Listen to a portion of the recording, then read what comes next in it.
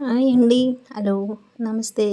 Welcome to DD channel. మా DD channel చూస్తున్న వారందరికీ మా ధన్యవాదాలు. ఈరోజు మన వీడియోలో బొర్రా కేవ్స్ అరకు అందాలు పార్ట్ 4. ఇప్పటివరకు 3 పార్ట్స్ చూశారు కదా, ఇది 4వ భాగం. బొర్రా కేవ్స్ ఎలాగున్నాయో చూద్దాం. ఇది ఎంట్రన్స్ అండి. బొర్రా కేవ్స్ స్టార్టింగ్ మనం వెహికల్ జీప్ కానీ కారు కానీ ఆపేసిన తర్వాత ఒక 1 కిలోమీటర్ దాకా నడుచుకొని వెళ్తే అది ఎంట్రన్స్ వస్తుంది. ఎంట్రన్స్ తర్వాత కూడా మన బొర్రా కేవ్స్లో 2-3 కిలోమీటర్స్ ఉంటుందండి. చాలా నడకైతే ఉంటుంది. కొంచెం ఓపిక ఉండి అన్నీ నడుచుకొని వెళ్ళి ఆ రాతి యొక్క అందాలన్నీ చూసి రావచ్చు. బొర్రా కేవ్స్ చాలా అందంగా ఉంటాయి. ఇదైతే ఎంట్రన్స్ దీనికి టికెట్ ఏమొచ్చి అడల్ట్ కి అయితే 80, చైల్డ్ పిల్లలకి అయితే 60 రూపీస్, పెద్దలకి 80 రూపాయలు, చిన్నలకి ఏమో 60 రూపాయలు టికెట్ అయితే పెట్టారు. ఆ టికెట్ ని పర్చేజ్ చేసిన తర్వాత ఇలా ఎంట్రన్స్ స్టార్టింగ్ ఇలా దిగుతాము. మెట్లు డౌన్ గా దిగిన తర్వాత వినాయకుడు అయితే ఉంటాడు.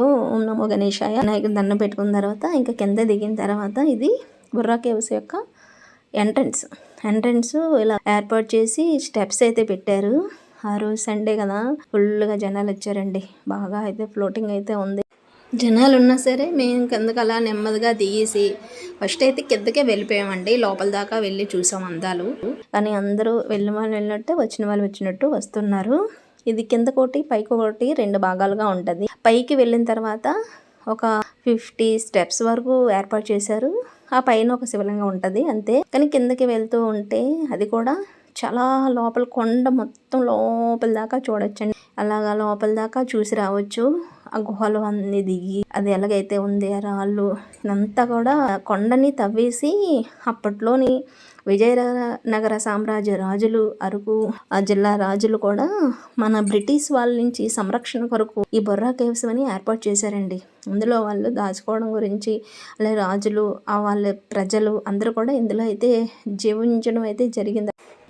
బ్రిటిష్ వాళ్ళ నుంచి దాక్కోవడానికి అయితే ఈ బొర్రా కేవ్స్ అనేవి ఏర్పాటు చేశారని ప్రతిదీ అందరూ అంటారు. పెద్ద కొండని తవ్వి ఇలాగ రాళ్ళని వాళ్ళందరూ జీవనం అయితే గడిపారు. జీవన విధానం అంతా కూడాను.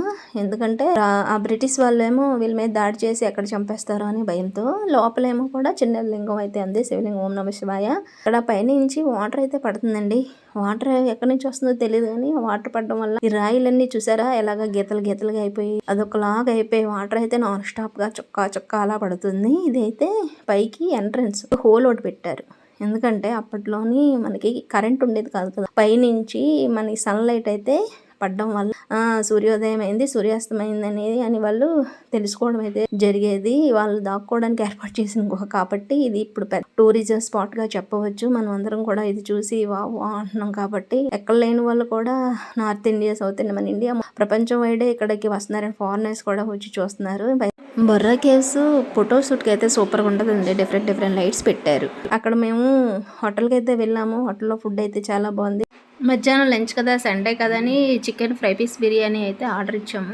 ఫ్రైడ్ రైస్ కూడా ఆర్డర్ ఇచ్చాము. బాగా తిన్నాము. హోటల్లో ఫుడ్ అయితే చాలా బాగుంది. రీజనబుల్ గానే ఉన్నాయి కాస్ట్ కూడా.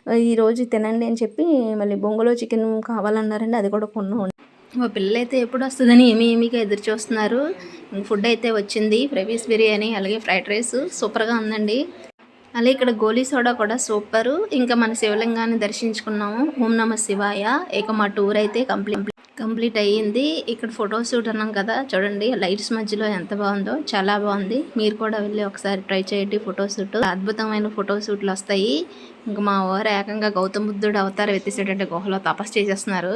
By the by small request, ఈ వీడియో చూస్తున్నాను ధన్యవాదాలు. లైక్ చేయండి, సబ్స్క్రైబ్ చేయండి. అలాగే మీ ఫ్రెండ్స్ అండ్ ఫ్యామిలీ మెంబర్స్కి షేర్ కూడా చేయండి. Thank you for watching. Bye bye.